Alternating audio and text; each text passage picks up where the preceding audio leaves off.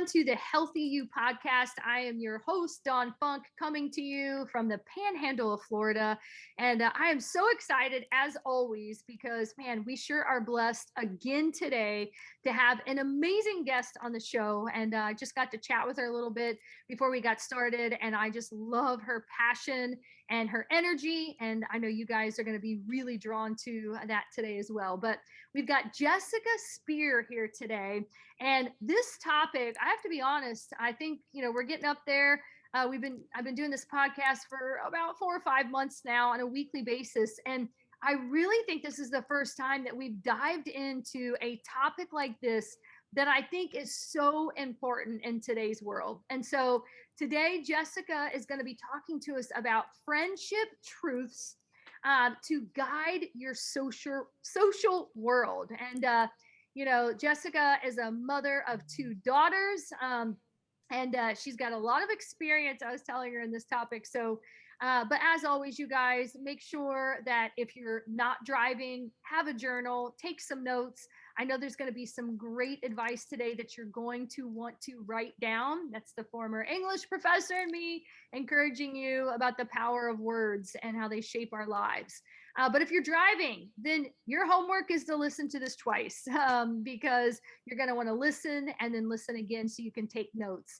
But let's dive in. I want to introduce you to Jessica, but first, I want to just share a little bit about her. So she is an award-winning author of BFF or NRF, which means not really friends.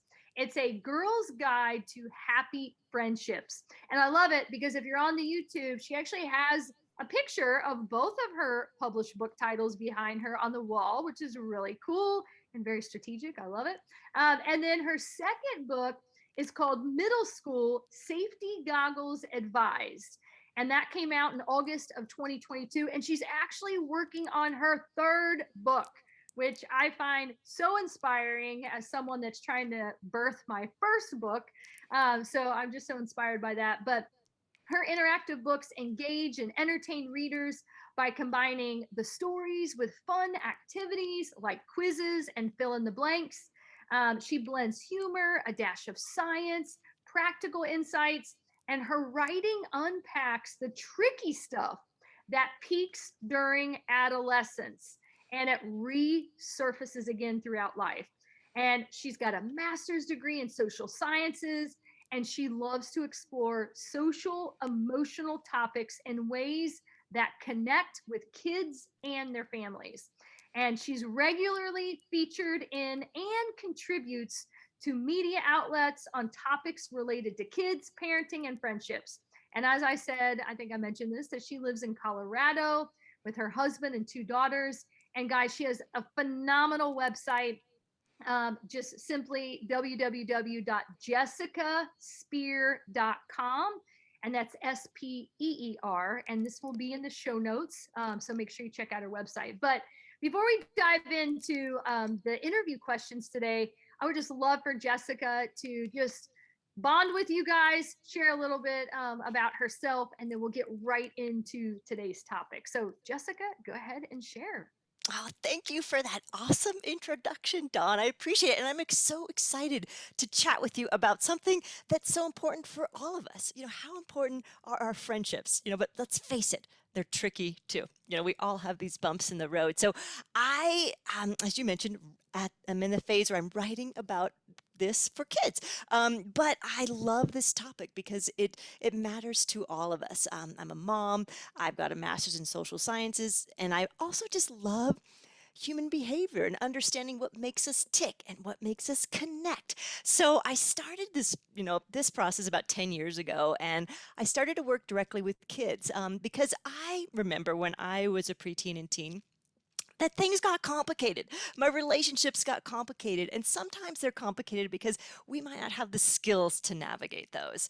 So I really wanted to hone in on that. And when my daughters were preteens, I noticed they kind of hit some bumps in the road too. So for my first book, this really intrigued me. I wanted to do something about that and explore that. So I started a friendship program for kids. And I actually didn't have just girls. The book ended up in about girls, but I'm hoping to write another one in the future.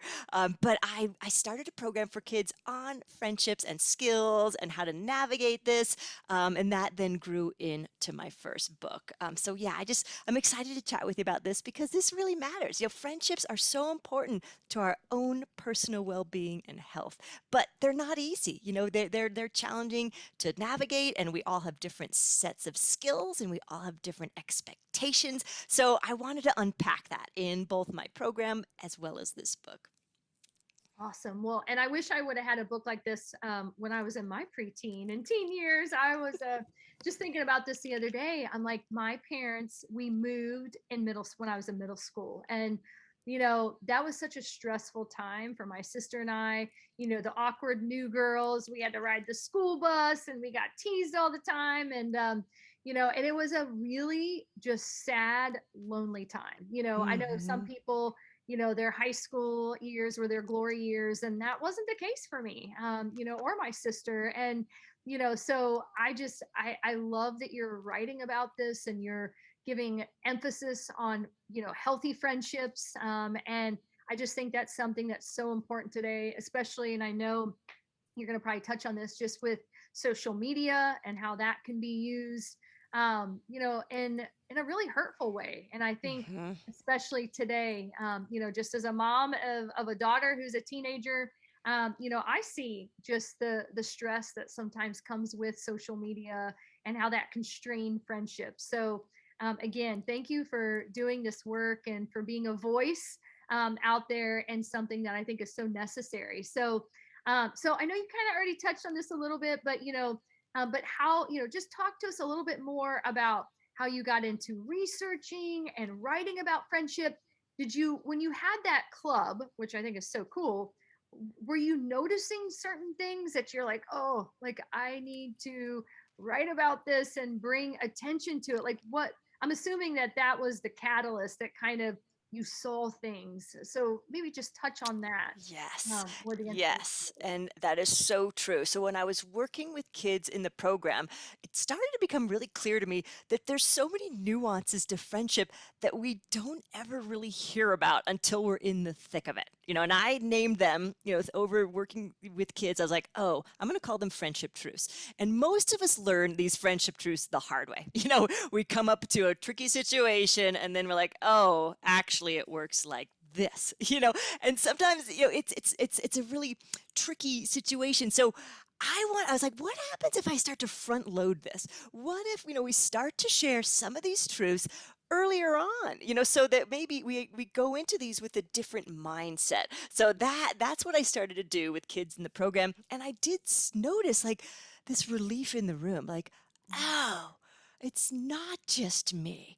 This Mhm. is just kind of this is how relationships work. So yeah, that was one piece that grew out of the program, and finding that kids appreciated that. It kind of changed how they were thinking about things. Sometimes if things aren't going right, we look at, oh, it must be me, or what is, or it must be them. But really there's a lot of nuances to friendships and relationships that I wanted to really tackle, as well as skills. That's one thing that I keep going back to.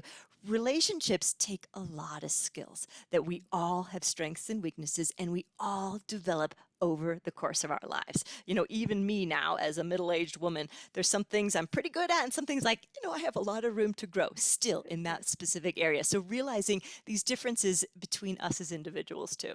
Yes, no, I love that. And I love how you talked about being strategic and like front loading the information. And yeah, I just think that's so smart. And again, guys, go check out her website because she's got these really cool just graphics that kind of show some of those things. And I think that's awesome. And those would be great to share with, if you're a mother or father, aunt, uncle, grandma, neighbor, someone in education, just so much great information on your website. So okay, so as we move into your next question, why do you think why are friendship struggles common, especially in those preteen and teen years, but not just there, but also throughout life? So what is it?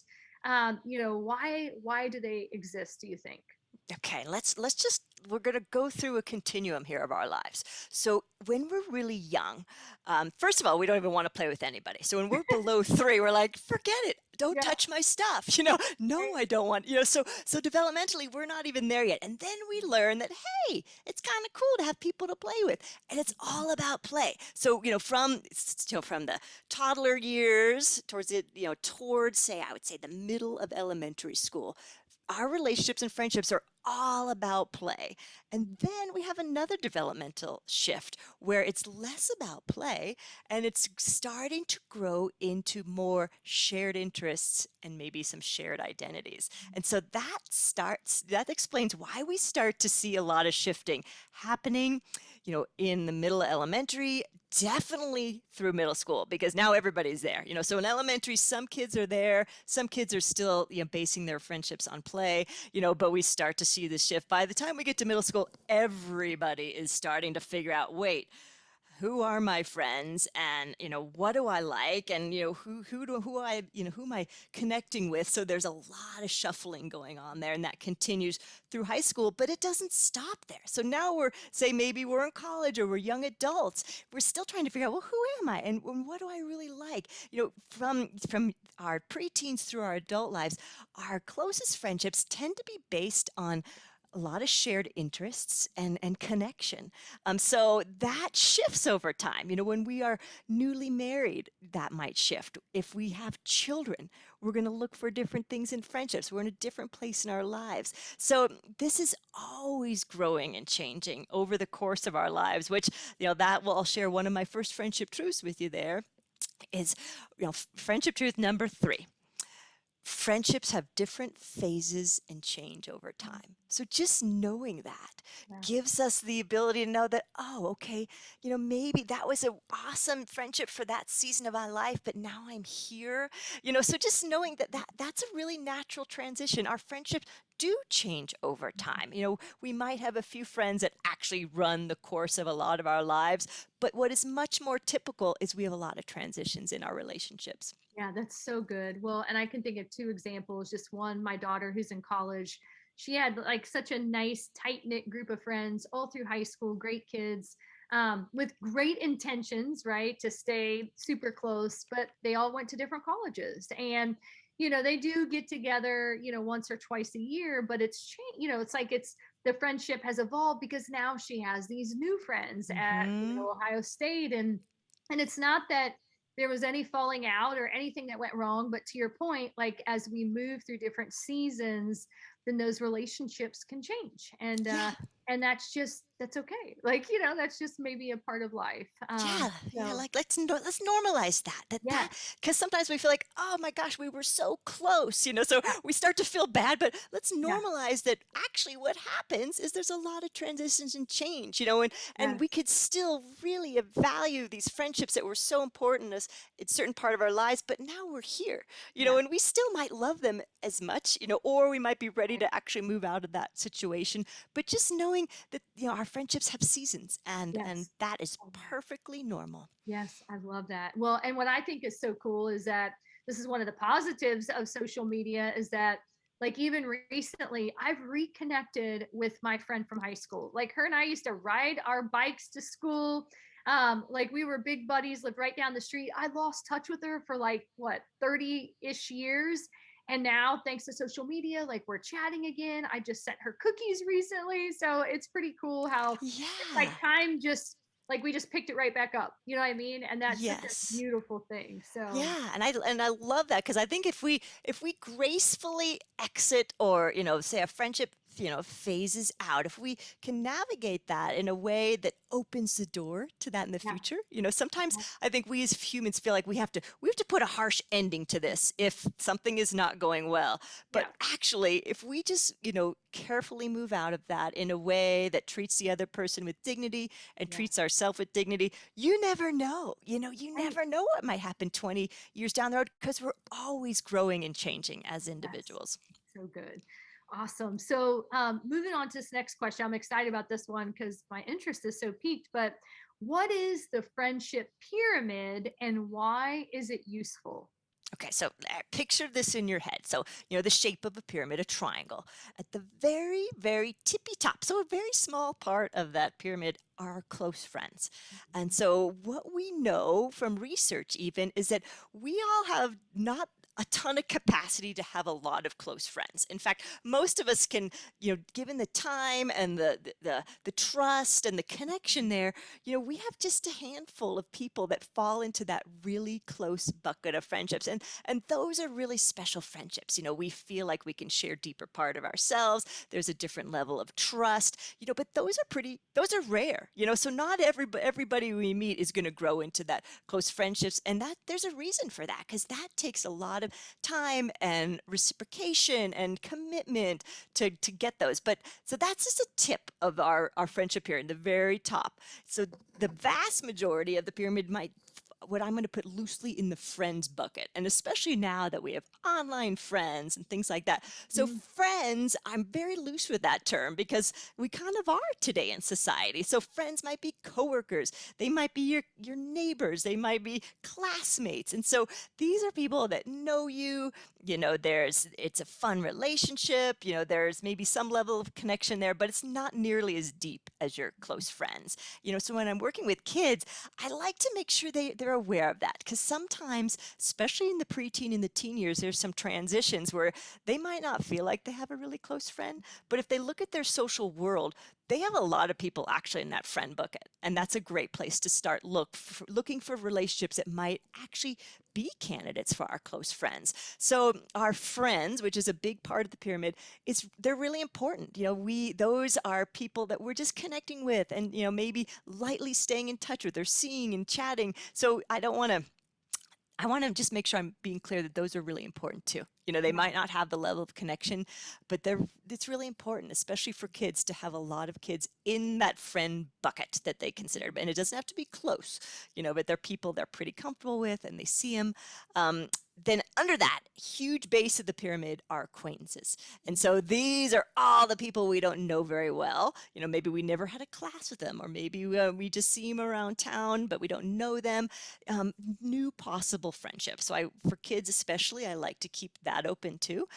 There's a lot of people out there that could grow into friendships, but one of the most important parts of the friendship pyramid are what's running up and down the side, which are arrows. So on one side of the pyramid, running up and down with arrows on both ends, are change. So it is possible to have a close friend that actually goes back down to an acquaintance. Like I talked about earlier, that friendship truce, that friendships have different phases and change over time. It's also possible to have an acquaintance, grow into a close friendship.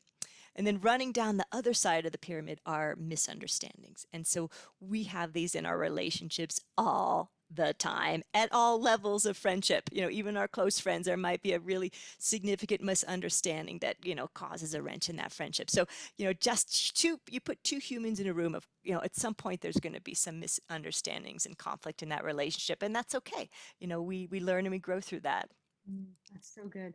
Well, and again, I think just having this type of like visual for kids to see this, I think is so important, because I think sometimes, kids might, think, aspire to be the popular person, right? The popular person has all the friends, and but really when it comes down to it, like, we all kind of have these pyramids, right? And it's not about necessarily like having a whole bunch of close friends at the top. It's like you said, having a healthy balance almost of these different kind of buckets of friendships. So I think that's so good, again, for kids to just see that. And I think too, it's cool because, I think you touched on this. Like, I know I look at myself and I'm like, I have a lot of friends that I've never even met in person, but Yeah. through social media, through maybe online classes or whatever, I've built some amazing friendships, and yet I've never met them. And that is something that I think is very kind of a more modern spin on friendships. That is, pretty cool. When you think about that, that we have this whole other arena and way to meet people from all over the country and all over Hmm. the world, which I think is so amazing. Because when I grew up, it was like we had my little town, and it's like Yeah. if you didn't live in my little town, I didn't really know you, right? And so, Yes, and so there's so many connections that can be made there. And yeah, from what I found from kids is, it's a relief to them to know that they're not the only ones that have close friends that all of a sudden actually they might not even say hi to in the halls anymore. Because that feels really weird, doesn't it? Like this mhm, person was once a really big part of my life, and now we actually don't even really yep, talk to each other, which yeah, is uncomfortable. It is, and it feels weird, especially in middle school. But it's not unheard of. It happens a right. lot. It's Oh it's yeah, normal, and but keeping the door open that we never know what might happen in that relationship. And I've seen this happen with kids where, so maybe they're really tight in elementary school and then middle school happens and they go totally different directions. And then by the end of high school, they're still kind of in the same school system. Maybe they're on the same team and they actually kind yeah. of reconnect, but in a different way. So staying open to those changes in our relationships, because we truly never know. Yeah. Well, and I think too, just staying a kind and respectful person. Like, and you talked Yes. about this, like, don't burn a bridge, right, with a relationship. And because then, like to your point, you can set yourself up for future rekindling of a friendship or Yeah. opening that back up. So, which is a Yeah. beautiful thing. So that's awesome. All right. So, what is one tip that you would like to leave the audience with as they navigate friendships? And I guess I just want to kind of, maybe have you work into just, you've written your book, and I'm dying to read it, by the way. But like, as we think about this tip, like maybe pick a few things like out of your book, maybe just some key pieces of advice, key wisdom Hmm. that you really want to leave the listeners with today as it comes to navigating friendships, whether they're preteen, teen, or adults? Like, what are some tips and pieces of advice? Oh, good question. I'm going to give you a couple more friendship truths because I think these are perfect tips. Yes. So, friendship truth number one, and this is really important, I find, for kids to start to notice this and teens. Friendship truth number one, our healthiest friendships feel safe and accepting. So, noticing which of our friendships feel that way. And again, that's not every relationship or even every friendship. Now, those that feel really safe and accepting are probably right at the tip of that pyramid, right? Those are the ones that we want to cultivate a close relationship because there is that level of connection and trust in those relationships. However, a lot of our relationships might not feel that way. And we might learn, you know what, I'm going to be sitting next to this person in class, but might not be the person I really share a lot about myself with, Mhm. because we haven't built that level of trust. So helping young people know and notice when they feel that in relationships, and that's really special. And then we're teaching our kids to start to look for these really healthy relationships, and then we that then grows into romantic relationships later. So just Yeah. putting some emphasis on that. And then I'll give you one more, because I think this ties nicely into that. Friendship truth number 9 is you choose which of your friendships to grow. So, Mm, and I think sometimes we feel like we always have to, especially girls, so we always have to be friends with everybody. But you and I've touched on this. We can be kind, and we could treat this person with dignity, but we can know that this is not a great fit for me. mm, This relationship is not maybe healthy for me. So, we can choose which of our relationships to put our energy into. And this is another great thing to talk to kids about is it's hard to navigate because kids and group dynamics at school is really mm. challenging. Yeah. But we can still encourage them to put their energy into the relationships that they want to grow.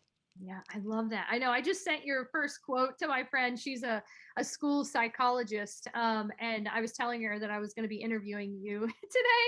And but I love that our healthiest friendships feel safe and accepting. And and you've hit such an important point because that's one thing as we get older that we have to have discernment with, right? Is Hmm. knowing, is this friendship a good friendship for me, a good fit for me? And I just know even in my, 51 years on this planet that, there have been some amazing friendships of people that I truly love and care about, but they're also very toxic. And it's a very, they're, and I'll just, say this, that it's just, there's always problems, there's always issues, there's always complaining, and it has like a negative vibe.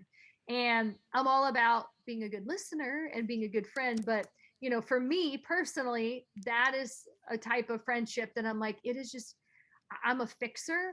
That's just my personality. And so for me, it's really hard to be in friendships with people that just constantly need, um, I don't know, just constantly swirl in problems, I guess. And Yeah. I hope that makes sense. But so that's something that, hey, I love everybody. I want to be kind and nice to everybody, but we have to guard our hearts and Yep. protect our peace and protect our energy. So I just, I love that you Yeah, said and I want to normalize that. So let's that. normalize that sometimes it's not a good fit.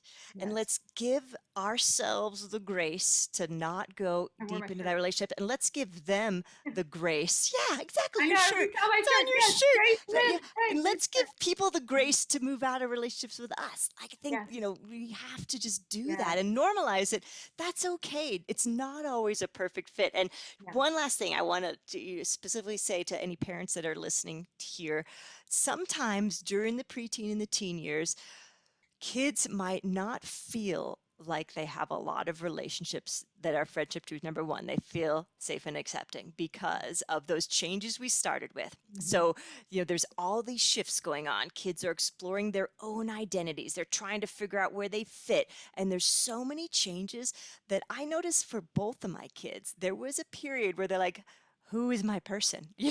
Who's Mhm. who? And so but to keep an eye out for that, but that is why that the loosely termed friend bucket on the pyramid, Mhm. that's really important, because when we are in those stages of life, and we all have them every now and again, we're like, who's my person? Because we're in one of these big transitions.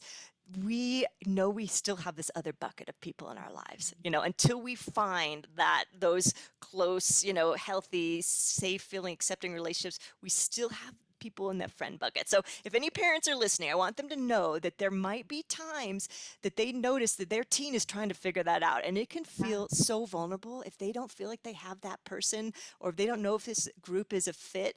It can feel really weird, but acknowledging that, Mhm. acknowledging how uncomfortable and unsettling that is, but keep encouraging them to find, keep an eye out for the relationships that seem like they have that potential. But it is not unheard of to go through some periods where we're not sure. We're Yeah. not sure who those people are.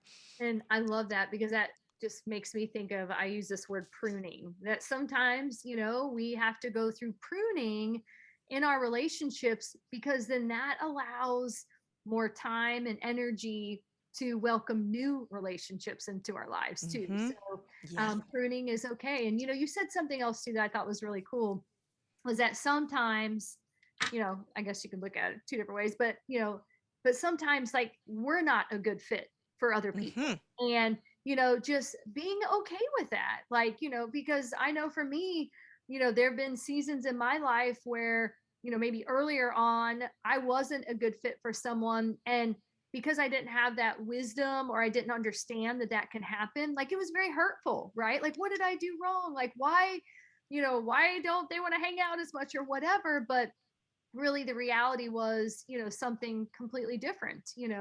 And so just being okay with the fact that our friends may outgrow us, or Yes. may shrink back to a type, to a person or whatever, that they just can't handle being a friend, a good friend to somebody. I don't know what all the reasons are, but just being okay with that, and not to Mm-hmm. take that personally, Mm-hmm. and not to let that steal your joy if someone has decided that you're not a good fit for them anymore. Yeah. Yep. It's because back to that normalizing it, it's not Yeah. always a perfect fit, Right. and yeah, I love that. Giving that the grace, because Yes. that's okay. That is Yeah. perfectly normal. Yes. Awesome. Well, and sometimes too, like, I don't know about you, but I'm like, I am very intentional about being the kind of friend, like I'm all about like what's the word, I can't think of the word, inward, just reflection, I guess I'll just use that. And that I'm always thinking like, okay, like, am I treating people the way that I want to be treated? Am I being the kind of friend that I'm looking for in a friend? And so, maybe in some of those seasons, like just having that inward reflection, and just, doing some self-reflection, and Yes. maybe, I need to work on myself, I Yeah. guess. Yeah. Yeah. And if we get some feedback to consider that, but just, yeah, the one thing I have noticed, and it's funny, I feel like right now we're in a place in society where we feel like we need to just tell everybody everything for authenticity. Mhm. But when you are in these situations where it might not be a fit, that relationship or that person is working really well for other people. So we don't have to tell exactly what it is we don't like about this person and why I mean, I Yeah. think we need that. Getting back to that grace Yes. is, just treating this person as kindly and with as much dignity as we can, Yeah. because it's a bad fit and it's not necessarily them, it's just it could be Right. us, Yeah. so being Exactly. really cautious there of people, Mhm. and kind, and allowing them to move out if they need it, or us to move out, but being so careful about that, because I don't know, we're in this place now where I feel like we're just tell all, and Yes. sometimes that's not helpful. I That know. person there, that person works really well for some people. It just Yeah. might not be you. So Yeah. navigating that, so just so kindly, because Yeah, it is I love hard. that. I love that. Well, and just thank you again just for everything that you've shared today. And, I always love to give, just the different guests the opportunity to share anything last on your heart, maybe something that kind of you're like, oh, I should have had that as a question, or, just something else, maybe from one of your books or from an experience that you've had out there sharing about, just the work that you're doing. Just anything lastly on your heart that you'd like to share with our listeners today, Jessica?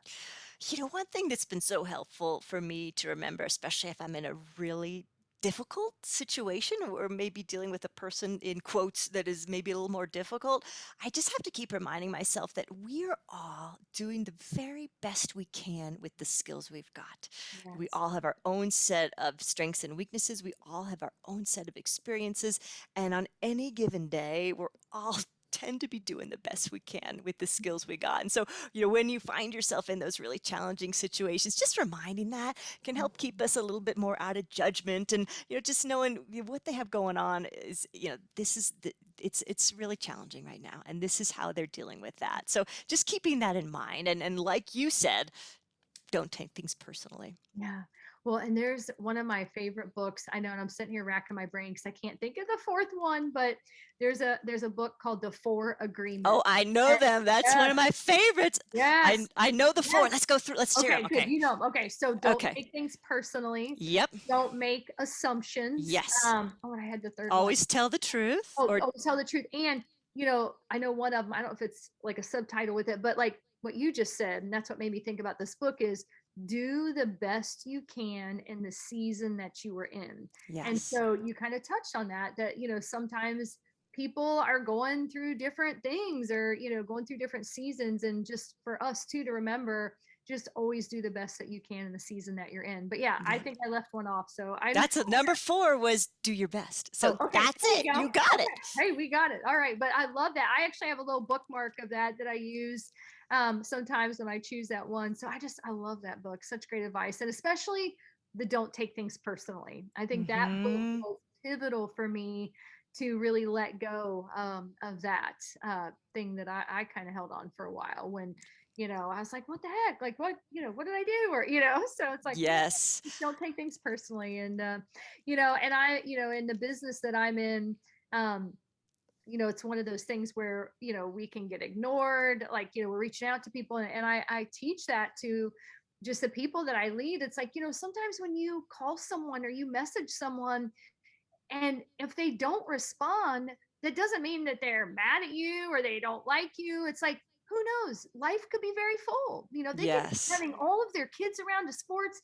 They could have a sick family member. I mean, you don't know what's going on behind closed walls. And so don't make assumptions because people ignore you or don't respond. So that's something that I always carry near to my heart and just Oh, it's so good for teenagers and kids to know that too. Like, I yeah, feel like if kids and teens can really get not to take things personally and not to make assumptions. It's going to Yeah. save them so much worry. Oh, You know, I why know. someone didn't text. I can't tell you how many times, you know, my one of my daughters is worried about a text that got unreturned, to realize that that person actually lost their phone. You know, so they spend half the day stressing about this, and then little did you know, it was actually a lost phone. So yeah, and Exactly. so just, Yeah. you know, don't make Oh, assumptions. We have no idea why something is happening. well, and that just made me think of something my mom has always said, like 99% of what you worry about never comes true. It's not, Yep. like we spend so much time worrying, and yet when you think about it, how often do those worries really happen? So this gets back to mindfulness. Like, so when we're doing this in our heads, which we do, when we start to ruminate and we start to create these stories in our head, be like, oh, there I go. Mhm. I'm off making assumptions on this, you know. Yeah, So it's an active mindfulness practice to notice when we're yes. going off, and then bringing ourselves back, you know, bring Mhm. ourselves back. And that's a daily moment by moment thing that I think is Yeah. so helpful on that. That's so awesome. Well, thank you again. This has been so fun. And again, I'm just so proud of you for just really grabbing a hold of this dream and getting your books out there. And I just can't wait to get a couple copies of this and bless my daughter with them. And just thank you again for your work. It really matters. And I don't miss teaching in a middle school classroom, but days like today, I'm like, man, I would have loved to have this book in the classroom for my students, because I know that's such a hard season for kids. But thank you so much, Jessica, and just really, really appreciate you being on here today. Thank you for having me. What a joy to chat with you, Dawn. And thank you for all your work, just helping us all lead healthier, happier lives. So thank you.